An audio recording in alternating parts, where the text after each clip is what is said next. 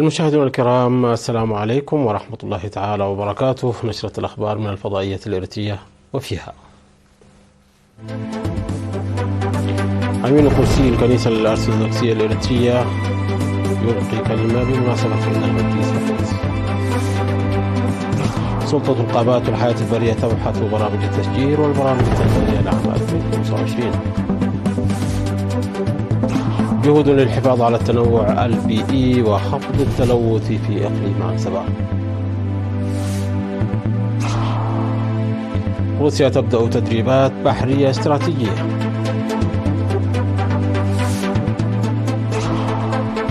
مكالمة عسكرية صينية أمريكية وواشنطن تحذر من تحركات خطرة. أعلى محكمة أوروبية تؤيد فرض غرامة 2.7 مليار دولار على غوريا. أهلا بكم مشاهدينا. وجه أمين كرسي الكنيسة الأرثوذكسية الإريترية نيافة الأنبا بطرس كلمة إلى المواطنين بمناسبة عيد القديس يوحنا، وهنأ نيافته الشعب الإريتري عامة والمسيحيين بصفة خاصة بالانتقال من عام يوحنس إلى عام ماتيوس، وقال يجب تقييم وتصحيح النواقص للمضي قدما في مسيرتنا. وذكر نيافته بأن علينا واجبا روحيا في مشاركة الفقراء بما لدينا والترحم على الموتى وزيارة المرضى وكسوة المحتاجين. وعرب عن تمنياته بأن تكون السنة الجديدة سنة سلام ورخاء وسكينة، وأن يبارك لنا في الزرع والحصاد الوفير.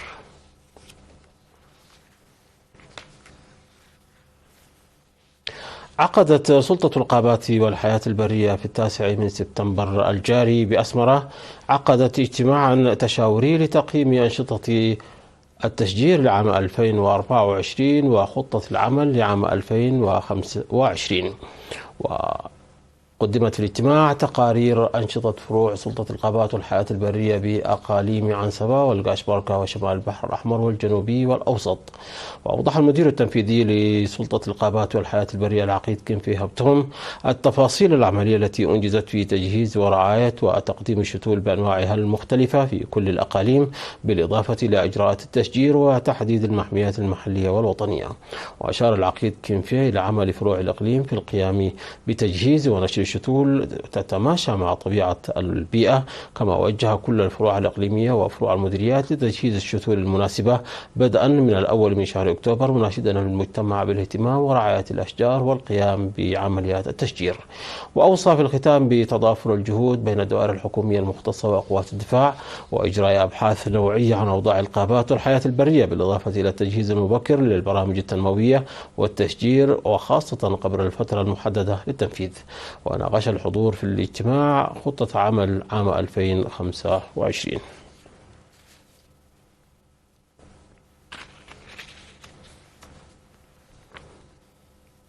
أفاد مسؤول قسم البيئة في مكتب الزراعة بإقليم عنسبة السيد داويد كبرآب بأن الجهود تبذل للحفاظ على التوازن البيئي والحد من الكيماويات الملوثة للبيئة. وذكر السيد داويد بأن هدف القسم هو السيطرة على التلوث عامة والحد من استعمال المبيدات الحشرية والمخلفات البلاستيكية الضارة بصحة الإنسان والحيوان، بالإضافة إلى تأثيرها السلبي على البيئة، وأن العمل يتم بالتنسيق مع إطارات المدن المختصة لإصحاح البيئة. أوضح أن العمل يركز على إدارة المخلفات المنزلية والمخلفات العامة وتدوير المخلفات القابلة لإعادة الاستعمال بتحويلها إلى أسمدة. وأضاف السيد داويد أن الجهود التوعوية تنظم لتنوير المجتمع عن التلوث البيئي والمائي، بالرغم من ذلك لا يزال الفهم العام بالبيئة محدود، مناشدا الجميع بالمساهمة في هذا الصدد. كما أكد عمل وزارة الزراعة الدائم لضمان وتوفير التوازن الغذائي ليطال الجميع في كافة أنحاء البلاد.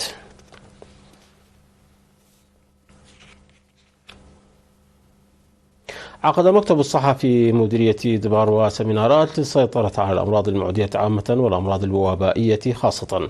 وهدفت السيمينارات التي عقدت في 8 سبتمبر في إدارة ضواحي المديرية إلى رفع مستوى الوعي العام وتنفيذ برامج قائمة على الوعي. ودعا مسؤول المرافق الصحية في مديرية دباروا سيد سيراك دباس لتعزيز الإصحاح البيئي المستمر، لأنه يمنع الأمراض المختلفة وخاصة الملاريا والإسهال. وأوضح توزيع أكثر من 40,000 ناموسية على سكان المديرية البرية والقيام بحملات توعية بشأن استخدامها. وقال مدير مديرية دبارو سيد فرونجل تخلا هيمانوت أن رفع الوعي مهم لفعالية برامج العمل المخططة للوقاية من الأمراض المنقولة بالمياه وغيرها من الأمراض المعدية من خلال إحداث تغيير سلوكي.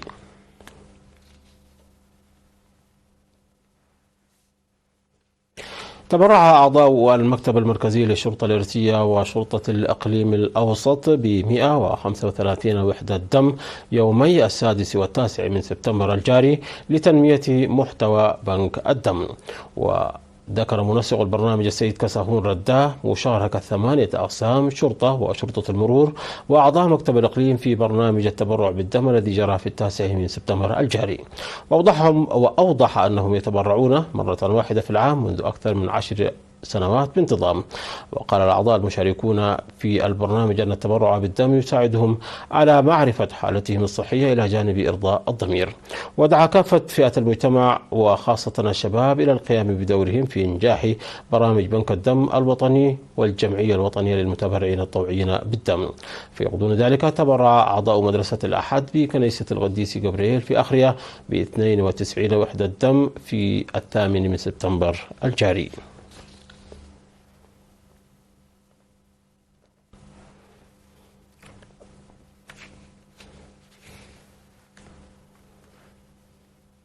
مشاهدينا نشرتنا تتواصل من الفضائية الإريترية ولكن بعد فصل قصير فابقوا معنا.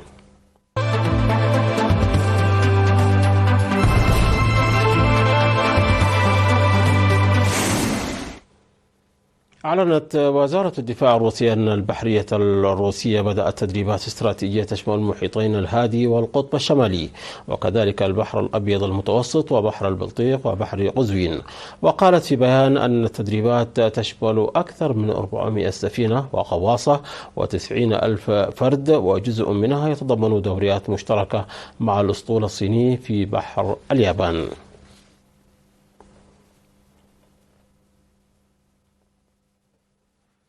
أعلنت بكين أن مسؤولين عسكريين كبار من الصين والولايات المتحدة أجروا مكالمة عبر الفيديو في وقت يحاول فيه البلدان منذ العام الماضي الحفاظ على الحوار رغم الخلافات التي تباعد بينهما.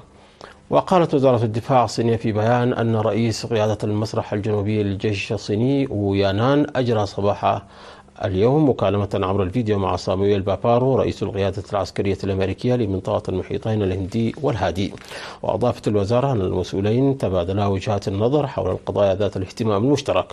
في السياق ذاته قالت القيادة العسكرية الأمريكية لمنطقة المحيطين الهندي والهادي أن بابارو حث الجيش الصيني على إعادة النظر في تكتيكات بكين الخطرة والقسرية والمحتمل أن تكون تصعيدية في بحر جنوب الصين وأماكن أخرى. أيدت أعلى محكمة في الاتحاد الأوروبي فرض غرامة بقيمة 2.4 مليار يورو أي 2.7 مليار دولار على شركة جوجل الأمريكية لانتهاكها قواعد المنافسة، حيث منحت الشركة خدمة التسوق جوجل شوبينج التابعة لها معاملة تفضيلية أمام الخدمات المنافسة. وتصدر محكمة العدل الأوروبية حكمها في قضية الاستئناف بشأن الغرامة التي فرضتها على جوجل بدعوى انتهاك قواعد المنافسة في الاتحاد الأوروبي.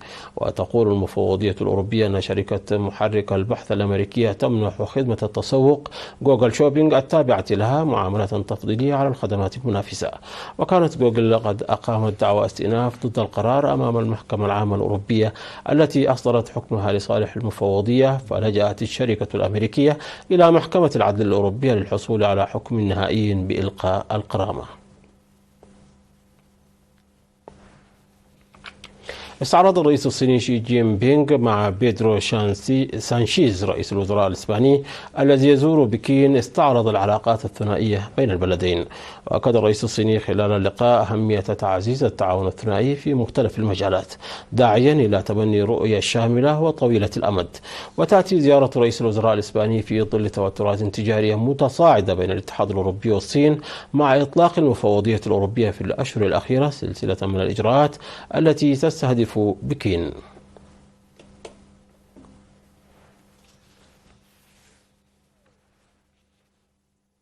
مشاهدينا، قبل الختام إليكم تذكير بأهم ما جاء في هذه النشرة من أنباء.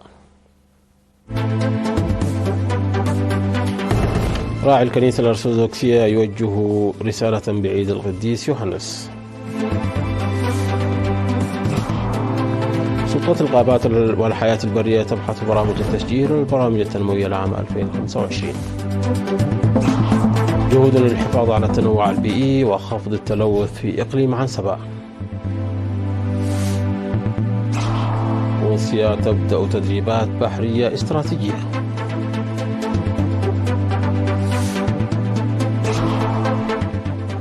مكالمة عسكرية صينية أمريكية وواشنطن تحذر من تحركات خطرة.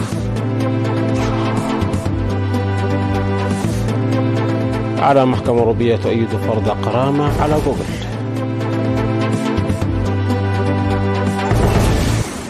مشاهدينا، انتهت النشرة. شكرا على حسن المتابعة. تحية لكم أينما كنتم، إلى اللقاء.